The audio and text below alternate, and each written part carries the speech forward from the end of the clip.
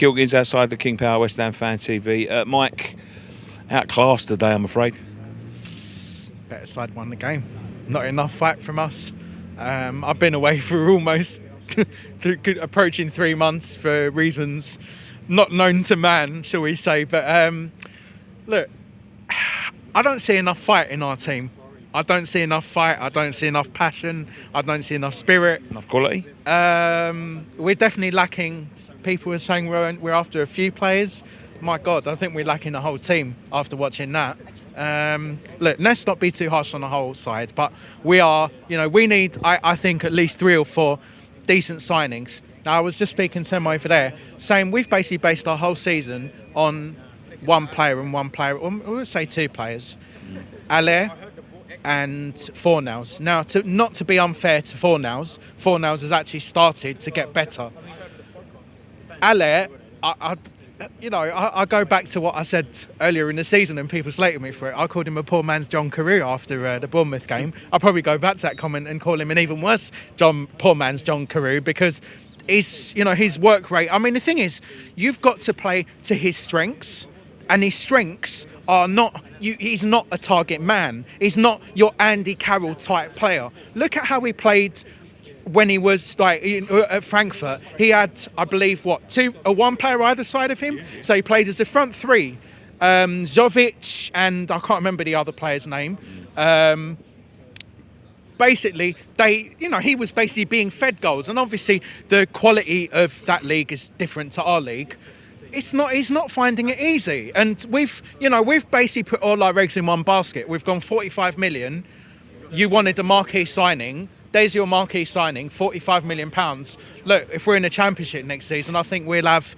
The problem is, Mike, I'm trying to stay positive. I mean, listen, they've replied. I'm going to say this once again.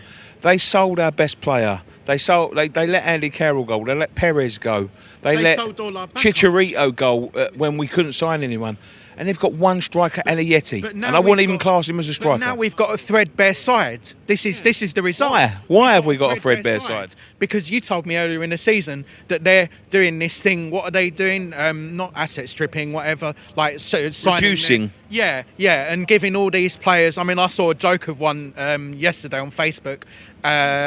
What's his name? Roberto signed until 2023. I don't know if he saw that, but I think that was a tongue-in-cheek one. Obviously, he's not.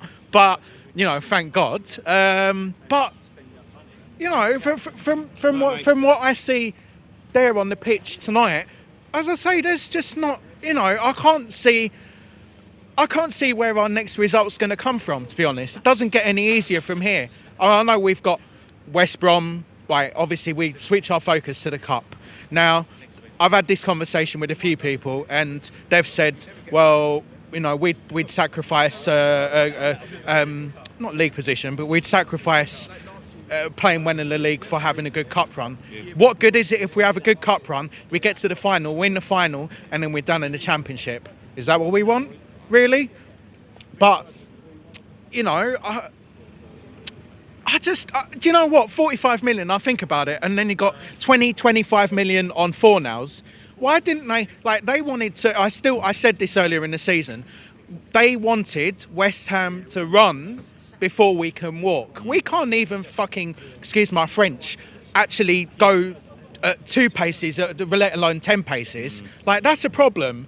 And they wanted us to be something that we're not. Quicker, that's hence bringing in Pellegrini. But I think that comes from, I think I heard this all this week, Mike, from people at the top of the game. That comes from not having football people around them. They don't know football very well. They're relying on agents to, what is an agent going to offer you a player? Is he going to offer you a player because he thinks they're going to make West Ham better, or is he going to offer him a player because he wants